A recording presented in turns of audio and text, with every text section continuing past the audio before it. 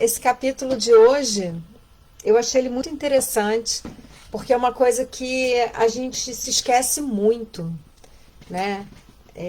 O capítulo antes de servir.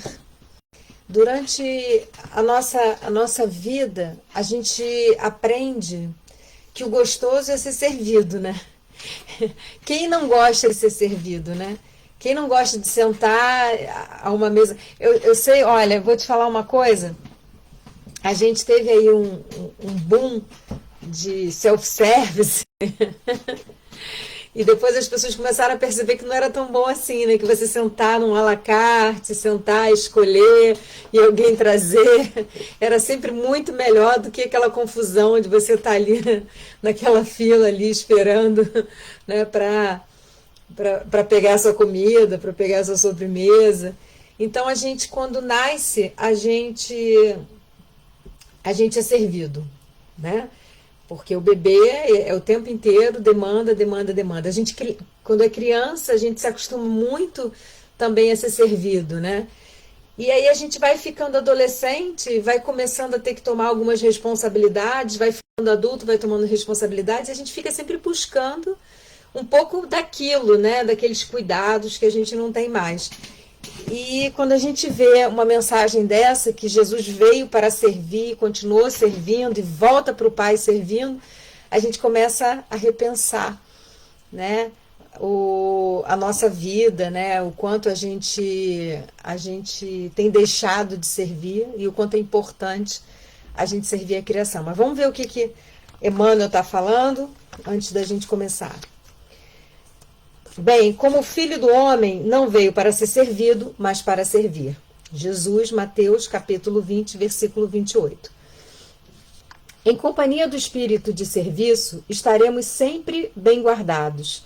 A criação inteira nos reafirma esta verdade com clareza absoluta. Dos reinos inferiores às mais altas esferas, todas as coisas servem seu tempo. A lei do trabalho, com a divisão e a especialização das tarefas, prepondera dos mais humildes elementos aos variados setores da natureza. A árvore curará enfermidades, aquela outra produzirá frutos. Há pedras que contribuem na construção do lar, outras calçando caminhos.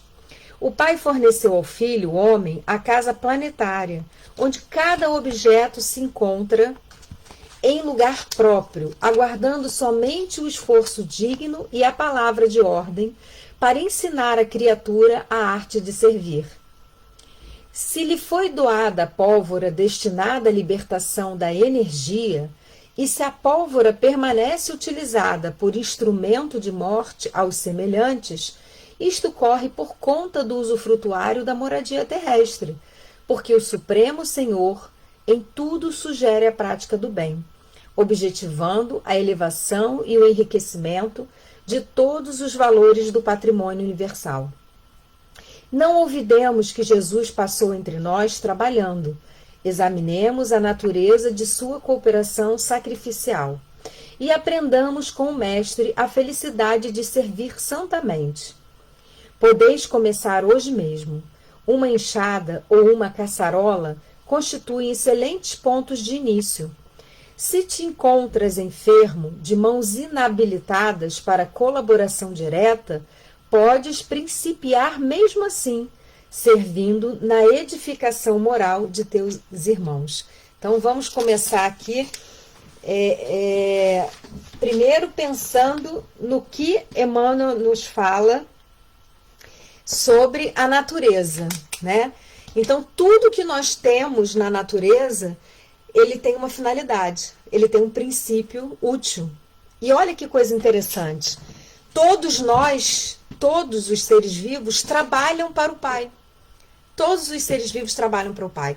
Então, a gente às vezes fica assim pensando em algumas coisas muito interessantes em relação à utilidade, ao trabalho que se faz. Às vezes, até mesmo dentro da casa espírita, tem muita controvérsia em relação ao trabalho que se faz na casa espírita. Uma vez eu cheguei num centro espírita que não era o centro que eu frequentava, mas eu tinha me mudado e era um pouco mais próximo da minha casa. E eu já estava ali fazendo alguns cursos, e aí eu falei assim, poxa, eu trabalhava no passe de tratamento, que a gente chama passe de cura, eu trabalhava na mesa mediúnica, em outro centro espírita, lá na Serra de Jesus. E eu falei assim, poxa, eu queria me colocar à disposição para o trabalho, né, para ajudar na casa de alguma forma. Aí a pessoa que me atendeu falou assim, não, você tem que fazer fazer os cursos da casa, não pode entrar assim e querer trabalhar. Eu falei assim, poxa, mas eu não estou pedindo para ir para a mesa mediúnica, eu não estou pedindo para dar passe, sei lá, eu posso encher copinho de água fluidificada. E aí a pessoa virou para mim e falou assim, se você não fizer o que tem que ser feito, não serve nem para encher copinho. Aí eu parei assim, falei, puxa, desculpa então. E durante muito tempo eu remoí essa frase, sabe? E fiquei pensando assim, caramba, Deus dá utilidade, né? A todos na criação. Mesmo a pedra, algumas pedras servirão para edificação, como Emmanuel fala, outras pedras servirão para assentar os caminhos. Outras pedras servirão para gerar energia. Quantas vezes a gente bota aquele cristal maravilhoso, né, de quartzo, que traz energia. Até vi um hoje, pensei nisso. Então, desde o mineral ao vegetal, ao animal e ao ser humano. E muitas vezes a gente despreza os trabalhos ou os trabalhadores que podem chegar à nossa porta. A gente despreza as pessoas que podiam estar colaborando imensamente com a gente na nossa jornada, muitas vezes por arrogância, muitas vezes por falta de humildade, mas muitas vezes por falta de tato para lidar com o ser humano, né? A gente olha para a pessoa e acha que a pessoa não tem o que a gente precisa para dar, e muitas vezes aquela pessoa tem muito mais do que a gente precisa. Na verdade, ela é um bônus na nossa vida que pode nos ajudar a evoluir muito. Então, quando a gente pensa na criação, a gente pensa que nada se perde e nada fica sem utilidade. Eu escutei uma frase hoje, que é uma frase que eu já tinha escutado várias vezes, mas eu escutei da Yasmin hoje de manhã, e ela ficou me remoendo o dia inteiro. O dia inteiro eu passei com essa frase na cabeça e eu falei assim, caramba, eu quero essa frase no meu coração. É uma frase de Gandhi, e a gente estava falando sobre violência, sobre a política, sobre várias questões que têm deixado as pessoas ansiosas, angustiadas. E aí ela estava falando que a gente estava fazendo eu vou até falar aqui para vocês, né? Eu nem posso, porque isso fica gravado, né? Mas tudo bem. E estava fazendo uma fofoca cósmica, digamos assim. Tem uma amiga que fala assim, vocês querem fofoca cósmica? A gente estava especulando espiritualmente falando, quem era a encarnação de quem, sem nenhum, eu nem vou repetir aqui, porque não era sem nenhum aviso espiritual, sem nenhuma informação, a gente pensando, fulano parece com Beltrano, olha a vida de fulano, olha a vida de Beltrano, e de vez em quando a gente fica fazendo essas associações, e algumas delas já aconteceu, de algumas dessas associações, depois aparecer uma literatura comprovando o negócio que a gente falou. Enfim, é muito interessante, né? Porque o espírito, ele não muda a sua característica, ele pode até melhorar, mas a característica dele, né, é muito particular. E às vezes, se você analisar historicamente alguns indivíduos, você, caramba, essa pessoa podia ter sido aquela, né? Enfim. E aí, numa dessas, né, ela falou de Gandhi. E essa frase de Gandhi, ela diz o seguinte, tem muitas causas na minha vida pelas quais eu morreria. Mas não existe nenhuma causa pela qual eu mataria. Isso ficou na minha cabeça, né? Puxa, como é fácil pra gente o contrário. Como é fácil pra gente abraçar uma causa onde a gente mataria, e como é difícil pra gente abraçar uma causa pela qual a gente morreria, né? Então, esse ensinamento de Gandhi, da não violência, de trabalhar ativamente no bem, de trabalhar ativamente pela não violência, de trabalhar ativamente em ser manso, me trouxe uma reflexão muito grande em relação ao trabalho. Porque o trabalho do dia a dia não é só o trabalho de você sair e ganhar o seu dinheiro, sustentar a sua família. Se você é um empresário, você vai dar emprego a muitas famílias, né? Ao contrário do que muita gente imagina, quem gera emprego, ele está do lado de quem trabalha, né? Porque você já imaginou se você não tivesse onde trabalhar? Gonzaguinha dizia, né, que sem o seu trabalho o homem não tem honra. E deve ser muito difícil mesmo uma pessoa ficar procurando emprego e não conseguir, e as portas se fecharem. Então a gente tem que agradecer aquele que gera, né, o emprego, aquele que gera o trabalho. Se ele não é um bom empregador, então a gente peça a Deus que coloque um bom empregador na nossa vida, mas também imagina que se a gente bateu na mão de um mau empregador, talvez não, com certeza nós fomos o mau empregador do passado, né? Porque a justiça divina é uma balança, horas a gente dá, horas a gente recebe. Então a gente sabe que nada fica sem resposta. Não saímos daqui sem pagar o último I, o último J, né? O último. Então a gente consegue perceber pelas nossas provas quais foram os nossos comprometimentos, né? Então, se a gente tem um problema de saúde muito grande, o nosso comprometimento está ligado a isso. Muitas vezes, e aí hoje mesmo eu conversei com uma amiga super querida sobre isso, uma pessoa querida dela tem uma doença muito rara, que é autoimune.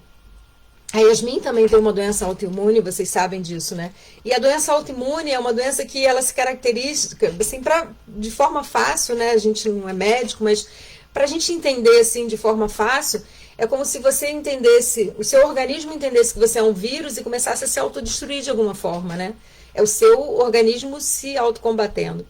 E a gente sabe que no plano espiritual, quando a gente não se perdoa, a gente pode vir numa encarnação e acabar desenvolvendo uma doença, porque se você não se perdoa, você acha que você não tem direito a uma nova oportunidade.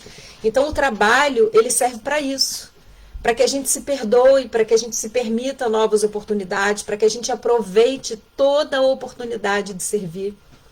Toda oportunidade de servir.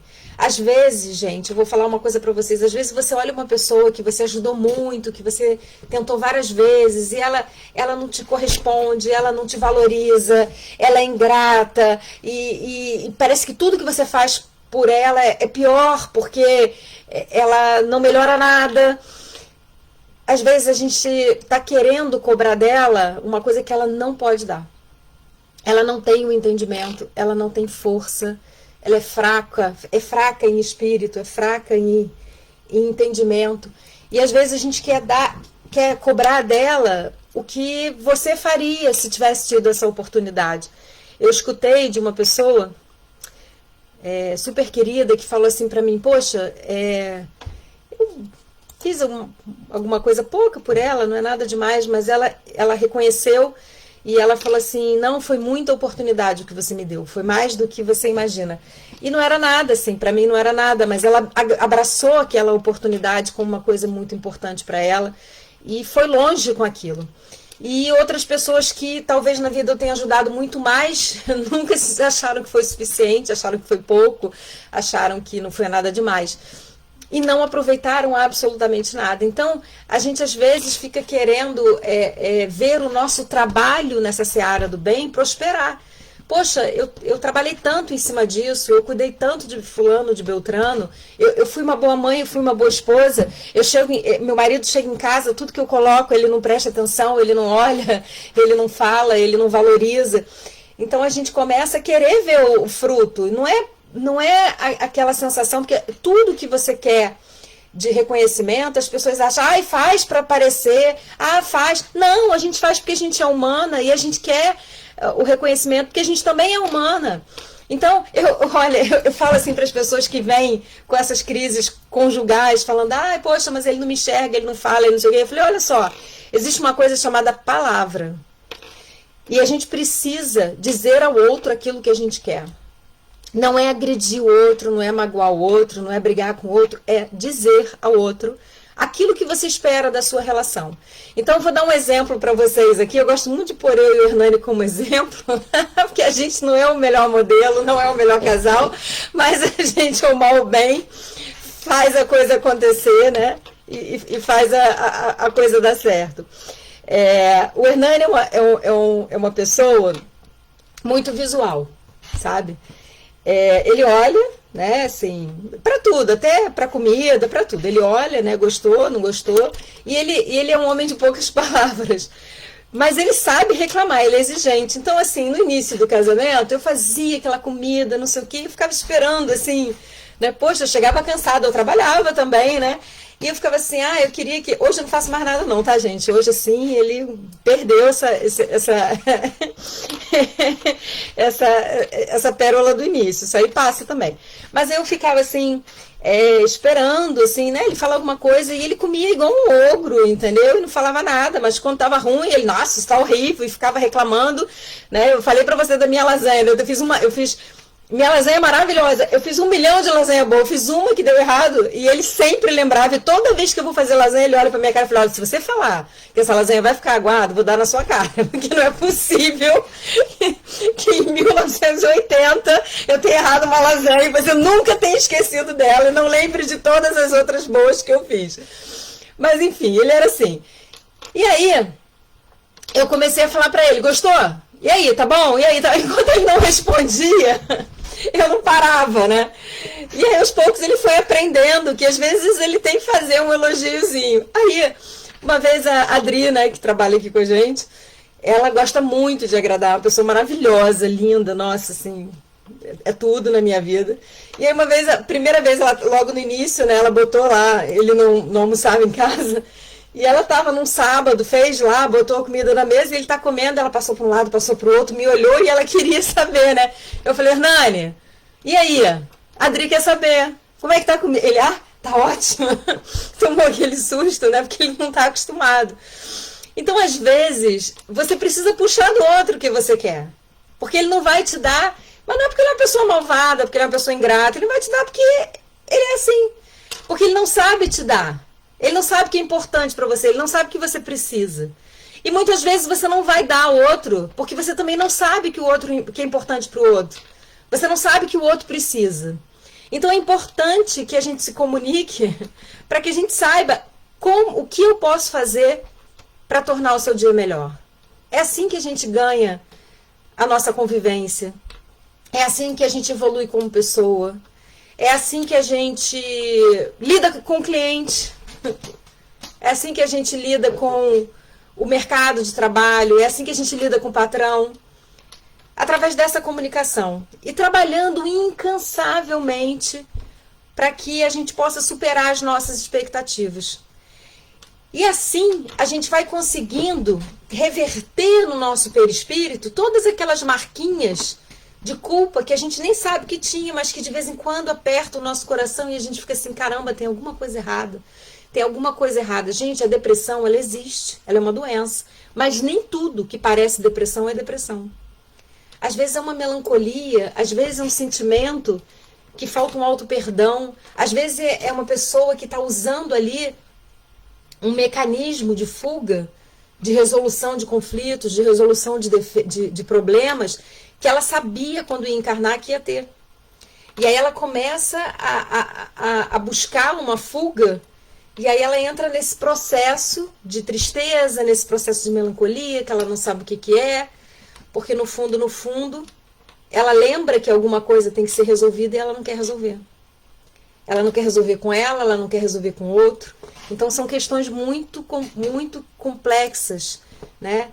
Do ser holístico. É importante a gente lembrar que o ser humano, ele não é corpo físico. O ser humano é espírito, que está temporariamente no corpo físico. Mas é um ser humano holístico. Ele vai além de tudo isso que ele está vendo aqui. Ele vai além de todas as possibilidades que a psicologia, né, moderna pode te dar, E é por isso que a psicologia transpessoal tem crescido tanto, porque ela trabalha o ser humano de forma holística, porque ela acredita na reencarnação, nas outras vidas, né? Então, quando a gente começa a pensar dessa forma, de que todo o trabalho no bem, de que a gente veio para trabalhar, que a gente veio para servir, nós somos o maior beneficiado, a gente começa a desenvolver esse auto-perdão, esse auto-amor. Tá, eu errei muito, mas eu também ajudei muito. Tá, tudo bem, eu fiz muita coisa errada, mas eu fiz muita coisa boa. E aí você começa a trabalhar dentro de você esse sentimento de auto-amor, né, de auto-perdão. É muito comum, quando você não se perdoa, você também não perdoar o outro. Porque quem não consegue se perdoar, não consegue perdoar ninguém. Quem não consegue se amar, também não consegue amar ninguém. Você pode ter uma fixação em alguém, você pode ter uma paixão por alguma necessidade que você tenha de estar perto, sexual ou física, né? Mas não é amor. Então, para que você consiga amar em plenitude, você precisa se amar em plenitude. Para que você consiga perdoar, você precisa se perdoar. E que para que você consiga ser útil, né, você precisa trabalhar. Então, trabalhar não é só sair e fazer dinheiro. Esse aí é o mais fácil, porque você é obrigado a fazer, porque ou você faz ou você não come, né? Trabalhar no bem, olha o que emana ou termina. Se você está acamado, se você está impossibilitado, dá o seu exemplo moral, dá a sua oração, dá a sua palavra. Você sempre pode trabalhar no bem. Sempre pode trabalhar no bem. E estamos vivendo um momento da nossa sociedade em que falar de Jesus é o melhor trabalho que você pode escolher. Falar de Jesus, divulgar Jesus para quem não conhece Jesus, explicar, né, que Jesus não é aquele ser que muita gente acha que vai te condenar, que vai querer te mudar. Não, ele te ama incondicionalmente. Ele só quer que você seja o melhor que você pode ser. Porque você sendo o melhor que você pode ser, você sofre menos. Ele só quer a sua felicidade. Ele quer que amemos uns aos outros como ele nos amou. Então, quando a gente fala de Jesus, nesse momento de transição, nesse momento em que o planeta está passando por uma transformação de provas e expiações para a regeneração, falar de Jesus é o melhor trabalho que a gente pode ter. E muita gente está abrindo mão disso. Está abrindo mão porque não quer se aborrecer, está abrindo mão porque tem vergonha, está abrindo mão porque acha que não sabe falar. O que não sabe falar? Falar do bem, falar do amor, falar do perdão, fazer uma oração. Então, que fique aí nessa nossa mente, no nosso coração, esses ensinamentos, esse pensamento. Eu tô achando que a internet está ruim, está pipocando. Eu não sei se para vocês estão me vendo bem, mas ele me dá aqui que a taxa de quadros, chaves está baixa. Eu acho que tem alguma coisa com a internet, né? Mas a gente também já acabou. Deixa eu ver se tem alguma pergunta aqui. Eu acho que não. Só o pessoal dando boa noite, boa noite. Um monte de gente querida. Eu acho que não temos pergunta. Oi, Valéria, tá vendo sim, tá bom, né? Ai, que bom. Então é impressão minha, mas parece que tá travando. Então tá bom. Então vamos à nossa oração. Quem não pegou a aguinha, olha, pega a aguinha, tá? Pra gente fazer a nossa oração. Vamos pensar, elevar os nossos pensamentos. A água fluidificada, se você colocar um nome na água, colocar várias garrafinhas com nome, você vai receber exatamente o que aquela pessoa do nome está precisando. E eu vou falar uma coisa para vocês, não tem erro. Não tem erro. O plano espiritual, ele está atento às nossas necessidades, à possibilidade de socorro. Ele está visitando os nossos lares. Assim como o plano de obsessão também está aí ativo, né? Assim, essa semana teve um que me apareceu e falou assim, chama teu Cristo agora que eu quero ver se você me encara nesse nível. E eu levei meu pensamento, fiz um Pai Nosso e ele desapareceu. Só para a gente ter uma ideia, né, do nível que nós estamos vivendo. O umbral está caminhando na terra, né? Então, mas os anjos também. Olha que coisa boa. Então é isso que a gente precisa começar a pensar. O umbral está caminhando, mas os anjos também. Deus está nos enviando muitos anjos. E tudo está sob controle. Mesmo que a gente ache que não está, que a gente ache que, caramba, o que está acontecendo? Está acontecendo o que Deus está permitindo que aconteça. Está acontecendo o que Jesus está permitindo que aconteça. E você só tem que fazer a sua parte. Você só tem que se esforçar para cada dia se transformar numa pessoa melhor. Para trabalhar na seara de Jesus, para trabalhar na vinha de Jesus, para trabalhar no bem. É só isso que você precisa. Então vamos elevar os nossos pensamentos. Amado Mestre Jesus, muito obrigado. Obrigado por estarmos aqui, reunidos em Teu nome, buscando os Teus ensinamentos para direcionar as nossas vidas. Rogamos a Ti, Mestre Jesus, por todos aqueles que sofrem. Aqueles que sofrem as dores do corpo físico, as dores da violência doméstica, aqueles que sofrem a violência urbana, a violência do tráfico, a violência do crime, aqueles que sofrem, Mestre Jesus, a dor da depressão, das doenças psíquicas, das doenças ocasionadas pelos resgates tão dolorosos de vidas passadas, aqueles que sofrem, Mestre Jesus, aqueles que sofrem pela obsessão, aqueles que sofrem pela subjugação. Rogamos a Ti por aqueles que cometem os crimes, aqueles que estão imbuídos de ódio, aqueles que estão cegos e que não conseguem ver, não conseguem Te enxergar como desfeiteiro fiel e prudente, como aquele caminho, a verdade e a vida que sabemos que Tu és, Mestre Jesus. Rogamos a Ti, do fundo do nosso coração, que proteja os lares de todo mundo que está nos assistindo, que visite os seus lares, que fluidifique as suas águas, que possa pacificar os seus familiares, os seus pets, os seus animais de estimação, todos eles. Que Tu possa, Mestre Jesus, expandir essa luz aos vizinhos, ao prédio, ao bairro, ao trabalho. Que possamos, Mestre Jesus, encher o nosso coração com o Teu amor, com a Tua paz, com a Tua bondade, e retermos essa paz conosco durante toda a semana. Que assim seja, graças a Deus. E assim, queridos irmãos, um beijo grande no coração de vocês, se Deus quiser, até segunda-feira que vem.